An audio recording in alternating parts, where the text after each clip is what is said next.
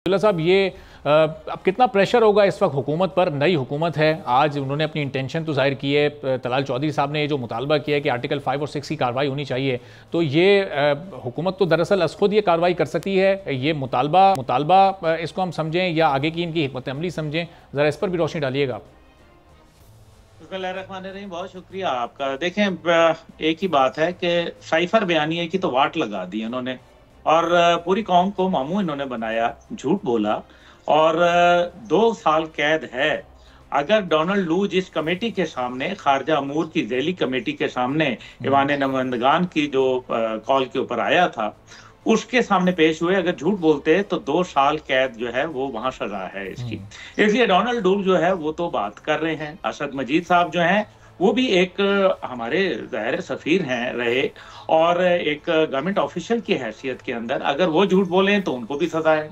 लेकिन अगर सियासतदान झूठ बोले तो उसको फिर क्या करना चाहिए? और वो भी कौमी झूठ बोले और वो बतौर वजीर आजम झूठ बोले। वो मीर जाफर मीर सावदिक का बयानिया जो है उससे पहले घड़े और अपनी ज़ात, अपनी सियासत और अपनी पार्टी को बचाने के लिए इस हद तक गिर जाए। डोनाल्ड लू का एक और भी बात जो है जो उन्होंने कही, उन्होंने कहा कि इमरान खान एक इंटरनेशनल झूठे हैं। ये उनके अल्फाज हैं। उन्होंने कहा कि वो एक दुनिया का सबसे बड़ा झूठा इंसान है। और ये बातें जो है एक साबिक वजीर आजम और एक ऐसे आदमी जो सादिक और अमीन अपने आप को कहलवाते हैं, जो अपने आप को जो है पता नहीं किस किस से नौजुबिल्ला तशबीह दिलवाते हैं, जो कहते हैं कि नौजुबिल्ला मेरी ट्रेनिंग ऐसे हुई जैसे नबी पैगंबरों की नौजुबिल्ला ट्रेनिंग हुई। ये उनके अल्फाज हैं, मेरे अल्फाज नहीं है। तो फिर ये मुकाम शर्म है, लानत है ऐसे लोगों के ऊपर जो ऐसे झूठे और मकार और धोखेबाज लोगों को जो है फॉलो कर रहे हैं। शर्म नहीं आती उनको? पाकिस्तान के लिए देखें, बात ये नहीं है कि पाकिस्तान हमारी रियासत है, पाकिस्तान हमारा मुल्क है, ये इसके अंदर किसी और का कोई नहीं है।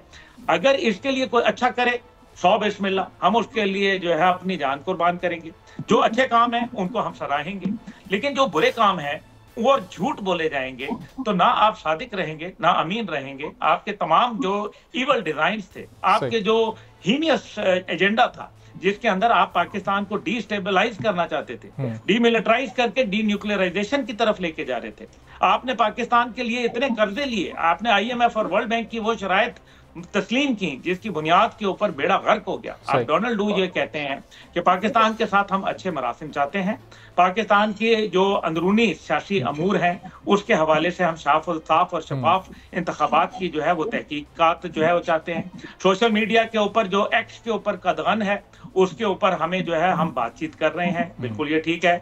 उसके साथ ही वो ये कहते हैं कि हम पाकिस्तान की दहशतगर्दी के जो वाकयात हैं हालिया, जो खास तौर पे अभी जो DI खान का जो मीर अली के अंदर वाकया हुआ जिसमें हमारे एक बहादुर कर्नल साहब और एक कप्तान साहब और उनके साथ 5 हमारे बहादुर जवान जो है वो शहीद हुए, उसके ऊपर उन्होंने दुख का इजहार किया और कहा कि दहशतगर्दी के ये वाकयात पाकिस्तान के लिए। अब्दुल्ला साहब, साथ साथ उन्होंने जो पाकिस्तान के इलेक्शन में जो इस वक्त बहुत सारे सवालात उठे हैं, नताइज को लोग नहीं तस्लीम कर रहे, उसकी भी शफाफ तहकीकात का एक तरह से वो भी आप मुतालबा ही समझने के उन्होंने कहा कि हम गौर से देख रहे हैं कि इलेक्शन कमीशन किस तरह से वो तहकीकात करता है, उस पर भी नजर है। मैं आपकी तरफ वापस आता हूं। उन्होंने बिल्कुल मुतालबा किया, लेकिन साथ ही साथ उन्होंने ये भी कहा कि 5000 मुबस्सरीन जो थे वो आए थे पाकिस्तान के अंदर और उनकी तरफ से कोई ऐसा जो है वो ऐसी सूरत हाल देखने में नहीं आई, कोई उन्होंने रिपोर्ट नहीं किया। लेकिन अब आपका सवाल था कि जो तलाल चौधरी साहब ने जिस तरीके से मुतालबा किया है आर्टिकल 5 और 6 का, मैं खुर्रम रोकड़ी साहब से इत्तफाक राय रखता हूं। अब अब्दुल्ला हमीद गुल साहब, ये अब ज़ाहिर है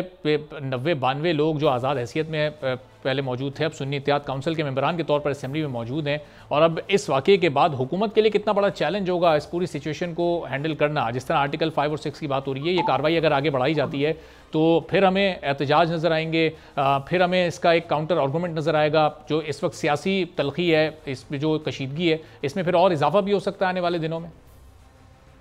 देखिए अरबाब जहांगीर साहब, सबसे बड़ा अलमिया यह है कि यहाँ मामलात हुकूमत के नहीं हैं। जो नुकसान हुआ वो रियासत पाकिस्तान और उसके इदारों को हुआ, कौमी सलामती के इदारों को हुआ, हमारे मुहाफ़िज़ों को हुआ।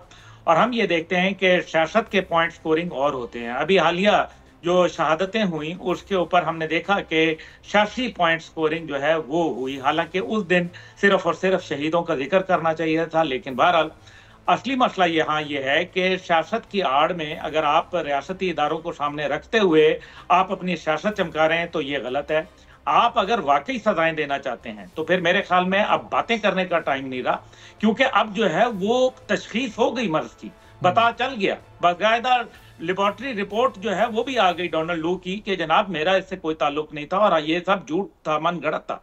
अब इसके ऊपर जो है वो अब इलाज करना है, और अगर आपने इलाज के अंदर सियासत को घुसेड़ दिया और कुछ ले और कुछ दे की बुनियाद पे केपी और ये 92 जो लोग उनके मौजूद हैं, उसके लिए आपने उनको कुछ you scratch my back I scratch yours की पॉलिसी अपनाई, तो फिर तो आप मेरे ख्याल में आपका इस सारे ये जो एफर्ट है ये फ्यूटाइल है, ये इसका कोई जरूरत नहीं है करने की। अभी तक 9 मई के वाकयात के अंदर लोगों को सजाएं क्यों नहीं, ये है बहुत अहम।